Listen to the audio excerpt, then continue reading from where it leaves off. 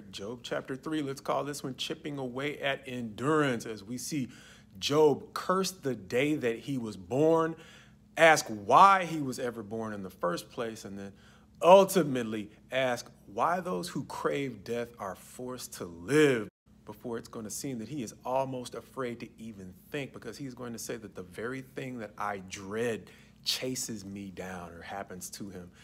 Finally, he's going to say all that comes together to make sure that he has no rest. And so the enemy is chipping away at his endurance by depriving him of rest.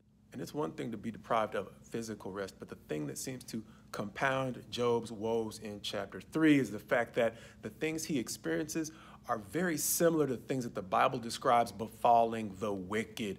Proverbs 10 verse 24 says, "What the wicked dreads will come upon him, but the desire of the righteous will be granted." Going to the very end of Job chapter 3, where he says, "The very thing that I dread befalls me."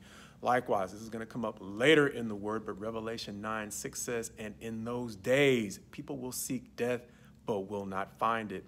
Understanding that a portion of the middle of chapter 3 is going to be Job's lament. Why was I ever born? And then beyond just me, why is it, as we've already said, that people who crave death can't find it? And that's not always the case of the wicked, but in Revelation chapter 9, it is described as the fate of those who have rejected the human decency to which God has called them. The alternative being falling into a set of consequences that make death seem better, but unavailable. And so Job is essentially seeing things that cause him to question, what did I do wrong? And if it's not clear that he's thinking that here, it is going to be clear by the time he gets to chapters 6 and 7, where he proposes his first response to his friend Eliphaz, where he is specifically going to say, "Why have you made me your mark or your target?" addressing God.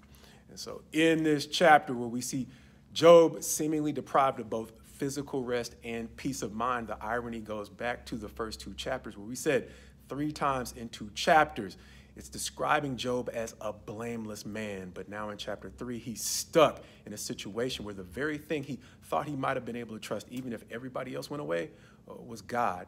And he's now feeling blamed by the very person who has already called him at least twice blameless.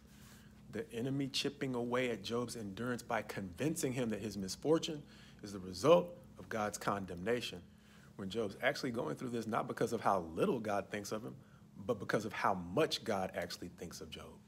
And while that is going to be his eventual consolation right now, he is stuck in the dilemma of seeing himself suffering the fate of the wicked while not understanding anything that he might have done wrong. Quite possibly helping us understand the ways in which the enemy tries to rob us of peace by conditioning our peace on a complete understanding. So my prayer for you is my prayer for me, that we grow in the spiritual discipline of allowing God to give us peace even when we lack a complete understanding.